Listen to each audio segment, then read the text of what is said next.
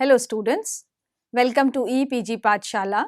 I am Dr. Renu Tyagi from Sardar Patel Institute of Economic and Social Research, Ahmedabad. Today we will learn about the module National Health Policy, a historical review under the paper Physiological Anthropology. Now let's see what are the main objectives of our module. Through this module, we will be able to understand the evolution and development of the National Health Policy. Besides, we'll be able to understand the recommendations given by the different committees constituted to frame the national health policy. And then in this module, we'll be able to study the provisions made under the national health policies, that is National Health Policy 1983 and the policy in 2002. Every state must have a health policy to guide the state to make their proper health provisions of its citizens.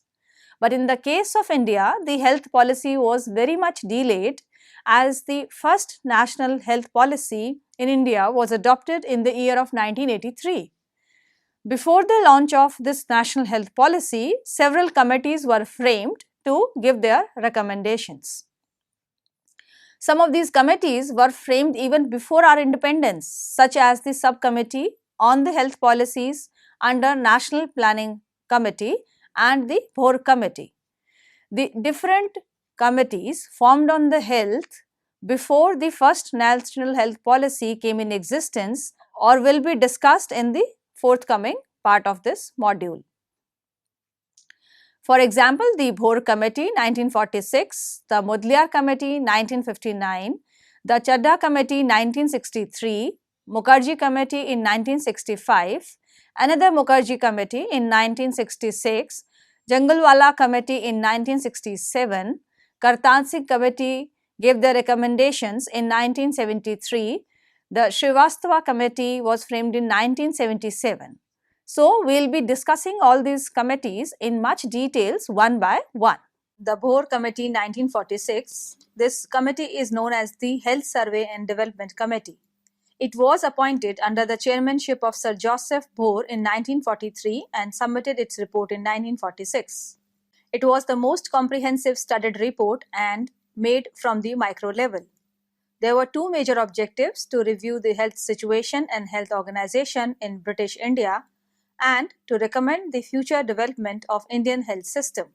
Some of the major recommendations of this committee include the integration of preventive and curative health care services at all administrative level, the development of the primary health center PHCs in two stages. Number one, the short-term measure, one PHC for 40,000 population, and each PHC is to be manned by 2 doctors, 1 nurse, 4 nurses, 4 midwives, 4 trained DIs, 2 sanitary inspectors, 2 health assistants, 1 pharmacist and 15 class 4 staff. The secondary health care was also envisaged to provide the support and supervise functioning of PHCs. Number 2 is the long-term program 3 million plan of setting up a primary health unit with 75 bedded hospital for each 10,000 to 20,000 population and secondary unit with the 650 bedded hospital around the district hospital with 2,500 beds. As much medical relief and preventive health care as possible should be provided to the vast rural population of the country. The health services should provide all the consultant laboratories and the institutional facility for the proper diagnosis and treatment and health program. Must lay the emphasis on the preventive work. All diagnosis and treatment services should be available in the public health facilities. Major changes in the medical education, which include 3-month training in preventive and social medicine to prepare the social physicians. Suitable housing, safe drinking water and sanitary surroundings.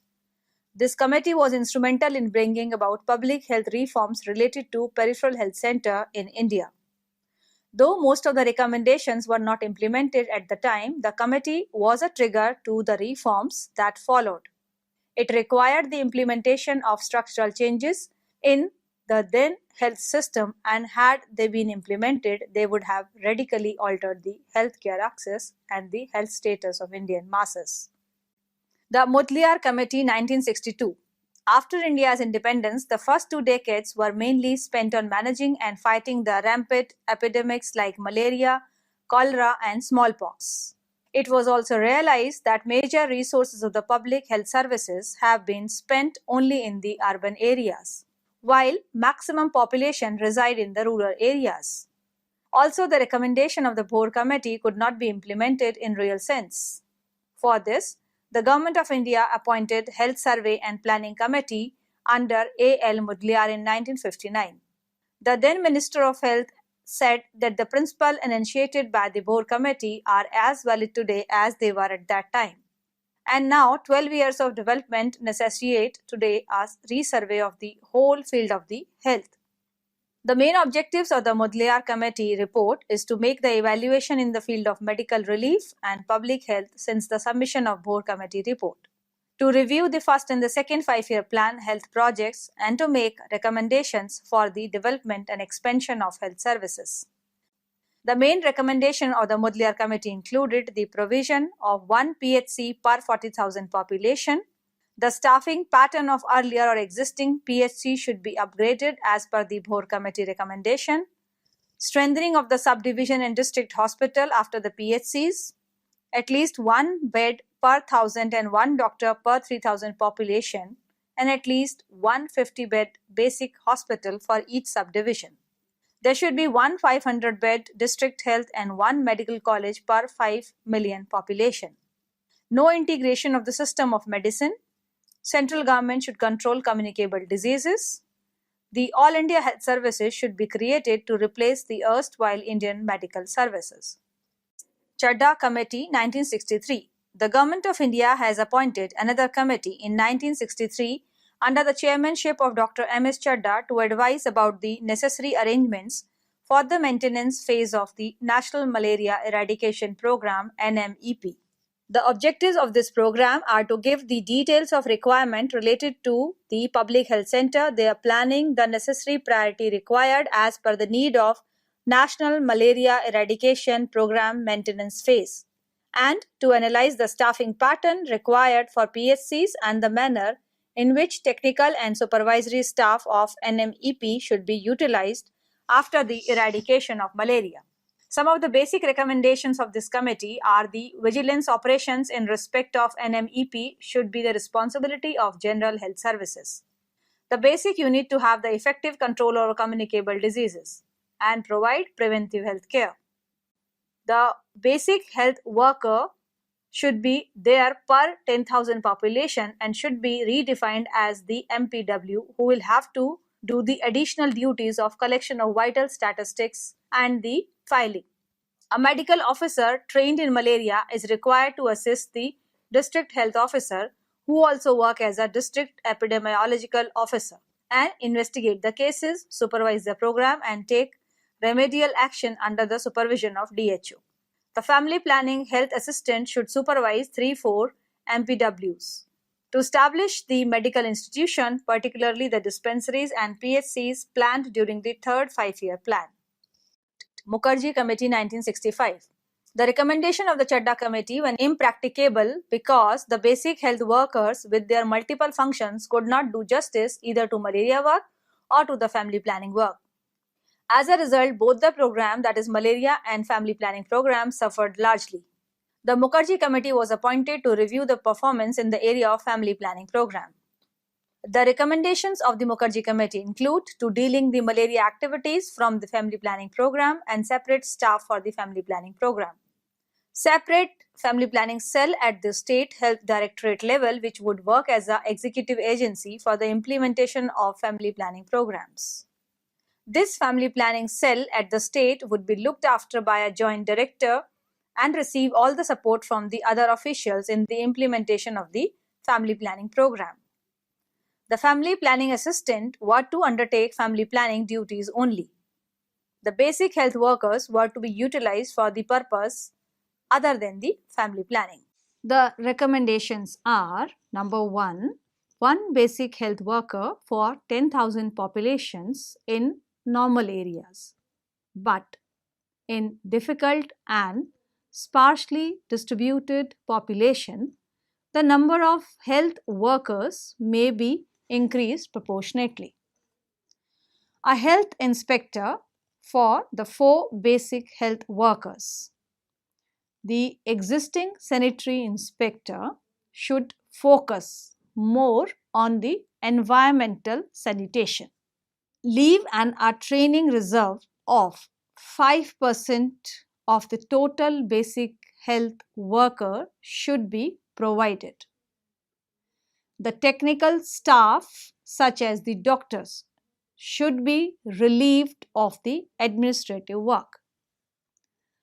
A medical officer should be dedicated only in the National Malaria Eradication Program, that is NMEP.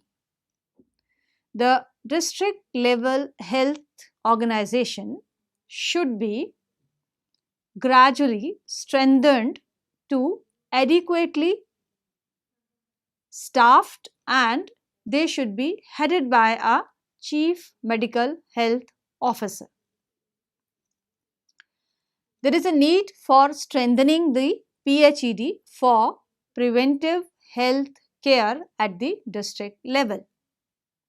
A medical superintendent for the district hospital should be provided.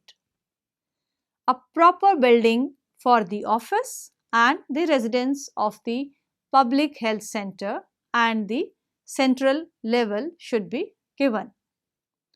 An adequate emphasis on the continuing training to the medical as well as to the paramedical staff should be given attention. Jangalwala Committee 1967, it's also known as the Committee on Integration of the Health Services, and it was appointed in 1964 under the chairmanship of Dr. N. Jangalwala to assess the various problems related to integration of the health services, abolition of private practices by doctors in government services, and the service conditions of the doctor.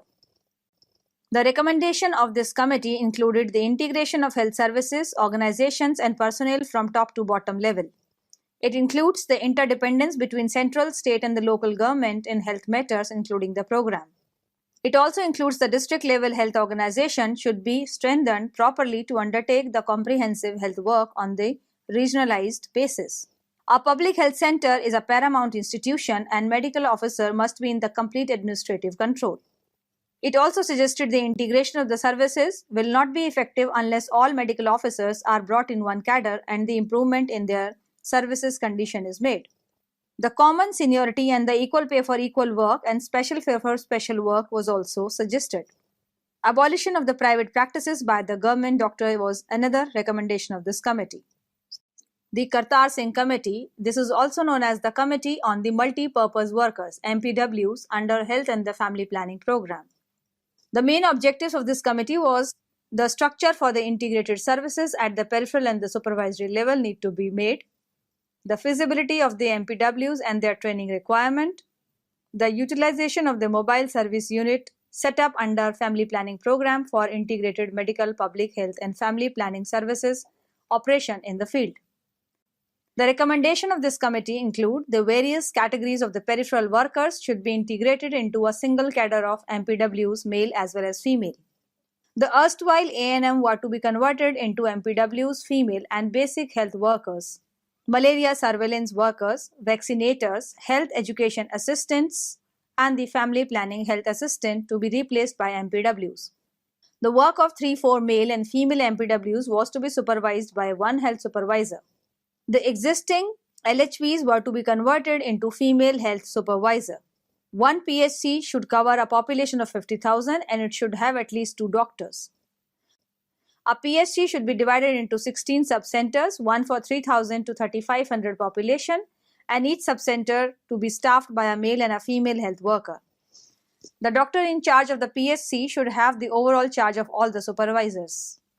The training of the female health worker in the 5-year plan and the number of A&M training should be increased, particularly where the state has acute shortage. Srivastav Committee. The Ministry of Health and the Family Planning, Government of India has set up a group on medical education and support manpower in 1974 under the chairmanship of Dr. J.B. Srivastav. The group submitted its report in April 1975 and its main objective were to devise the suitable curriculum for training of the health assistant conversant with the basic medical aid so that they can serve as a link between the qualified medical practitioners and the MPWs.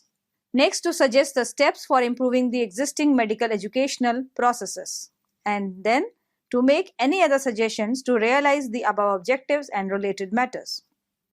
Some of the important recommendations of the Srivastava Committee are the creation of para-professionals and semi-professional health workers from within the community. That is, for example, teachers or postmaster to provide the simple, promotive, preventive and curative health services to the community. Establishment of the three cadre of health workers, namely MPWs and health assistant between the community level workers and doctors at PHC. Development of a referral service complex by establishing proper linkage between the PHCs and higher level referral centers. Establishment of a Medical and the Health Education Commission for planning and implementing the reforms on the lines of UGC. Involvement of the medical colleges in the healthcare service delivery of selected PHCs with the objective of reorienting education to the need of rural people. And reorientation of MPWs engaged in the control of various communicable disease program into uni-purpose worker. The recommendation of the committee were accepted by the Government of India in 1977, which led to the launch of the Rural Health Scheme. The National Health Policy 1983, the Constitution of India directs the state to raise the level of nutrition and the standard of living of its people and the improvement of public health among its primary duties, securing the health and strength of the worker, men and women and children. To achieve this, the country should have a broad policy and detailed guidelines, but our country did not have any policy until 1983. The National Health Policy 1983 consists of 20 paras and an appendix setting the goals for health and the family welfare programs. India is also a signatory of the Alma Ata Conference of WHO, which committed to attain the goal of health for all by the year 2000 AD through the universal provision of comprehensive primary healthcare services. The attainment of this goal requires a thorough overhauling of the existing approaches to the education and training of medical and health personnel and the recognition of health service infrastructure. It is also necessary to secure the complete integration of all plans for health and the human development with the overall socio-economic development process. The salient features of the National Health Policy are: it emphasizes on the preventive, promotive and rehabilitative healthcare approach and provision of a universal and comprehensive primary health. It involved the private practitioners and the NGOs to expand the coverage of and access to the services. It aimed for the decentralized healthcare, low-cost deprofessionalization, and community participation and establish a referral system. It meant for establishing a nationwide chain of epidemiological stations. It recommended to encourage the private investment in the health sector to reduce the government burden. And it emphasized on the need of national population policy for stabilizing the population because it's most important component. Changes in the curriculum and training of the medical and the health professionals and provide guidelines for the production of health personnel on the basis of manpower requirement. Program to provide the mental health care as well as the medical care and physical and social rehabilitation of mentally retarded, deaf, blind, physically disabled, infirm and the aged. Priority to the people residing in the tribal, hill and the backward areas. Doctors should be given compensatory non-practice allowance. And integrating the indigenous and the other system of medicines. The different priorities areas identified by the National Health Policy 1983 are identified as: number 1, the nutrition. And then next is the prevention of the food adulteration. Then taking care of the water supply and sanitation. Environmental protection is another. Then immunization programs are given due importance. The maternal and child health services will be taken care of. The school health programs and the occupational health services. The health information system for the appropriate decision making and the program planning should be given due attention. There is more industries to produce the quality drugs, vaccines and biomedical equipments, etc., with a special reference to the diseases like malaria, tuberculosis, leprosy, blindness, etc. There should be a production of the indigenous and the herbal medicines which should be encouraged. Then next point which is to be taken care of is the effective health insurance schemes should be developed at state and at the central level. The existing health legislation need to be reviewed and making them suitable for the better delivery of the healthcare services. There should be a intersectoral coordination of the various efforts and the timely monitoring and review of the progress of these programs.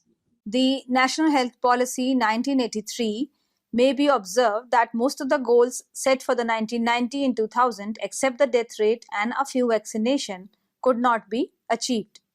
The reason may be over-ambitious goals, inefficiency in implementation, and routine monitoring and evaluation of the program. Besides, the emphasis of the NHP 1983 was also on the preventive and promotive health care, and the suggestions for involvement of private players in the curative health was given. The health depends on many factors such as the education, economy, nutrition, occupation, environmental conditions, agriculture, land reforms, and the social structure.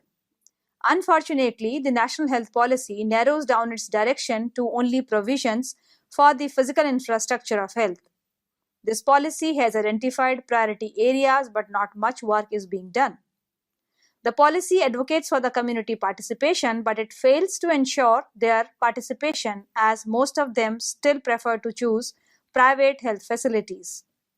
Decentralized planning, implementation, and control are not much emphasized in the National Health Policy, which may lead to the poor acceptance of the program at the state and community level. The National Health Policy 2002. The Government of India has revisited its previous health policy and came up with the new policy in 2002. The aim was to achieve an acceptable standard of good health, decentralization of the health facility, equitable access, increase in the investment, identification of national problems like malaria, tuberculosis, blindness, etc.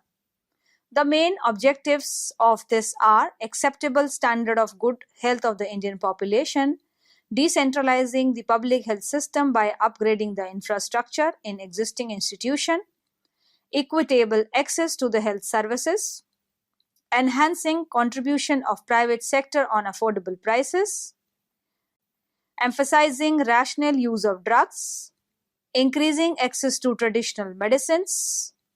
The major goals to be achieved by the National Health Policy 2002 can be broadly classified as reducing the morbidity and mortality, increasing the public health facilities, increasing public health spending. The policy prescriptions of National Health Policy 2002 include the financial resources, where the health sector investment is to increase to 6% of the GDP by the year 2010.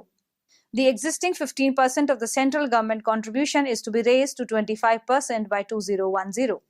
The National Health Program is to optimize the utilization of public health infrastructure at primary level, gradual convergence of all the health programs under a single field administration. The vertical program for the control of major diseases to be continued till achievement of the moderate level of prevalence, and a scientific designing of the public health projects suited to the local situation. It also emphasized on the public health infrastructure, where the revival of public health by providing some essential drugs through decentralized health system. It includes the frequent in-service training to the health personnel. It involves the increase in public expenditure by reasonable user charges. It also emphasized on extending the public health services, expanding the allopathic, Ayurvedic and homeopathic practitioners as well as trained paramedical manpower of allopathic to the underserved areas through simplified recruitment procedure for contract employment. It also involved the role of local self-government institution, where implementation of the health program through local self-government institution will be done by 2005. It highlights the decentralization of the implementation of program including mental health services for reducing the more common categories of disorders. It also focused on the education of the health educators, setting up of a medical grant commission to address the uneven distribution of medical and dental college, to highlight the need-based and skill-oriented syllabus and more practical training to the doctors. The norms for the healthcare professionals includes the Indian Medical Council Act and the Indian Nursing Council Act provides statutory norms for the doctors and the nurses which should be introduced urgently to raise the proportion of postgraduate seats. For the nursing professionals, the need for an improvement in the ratio of nurses and the doctors. The need for training courses for the super specialty nurses required for tertiary care institution. The IEC component of the policy include the need of an IEC policy for maximizing the dissemination of the information. The priority to the school health program which aims at preventive and promotive health care. The health research was also focused in this policy. The role of the private sector, role of civil society was also highlighted, and the women health was given a due focus. In addition to this, the policy also laid emphasis on the National Disease Surveillance Network from the lowest level of public health administration to the central government and a contemporary code of ethics to be notified and implemented to ensure that common patient is not subjected to irrational or profit-driven medical regimens. Now let's summarize, students, this module which we have learned so far. We have discussed the various health policies in details, that is the health policy in 2002 and health policy in 1983. And before that, we discussed the different committees which were formed and they gave their different recommendations towards the formulation of an health policy for the citizens of India. We have studied all the committee's recommendations made since 1946 to 1975. And on those basis, we have studied the final health policies formulated in 1983 and 2002. All these details in these two policies we have discussed in much details in these modules. So, national health policies have been discussed with their evolution and development and the provisions by the policies to its citizen. Thank you.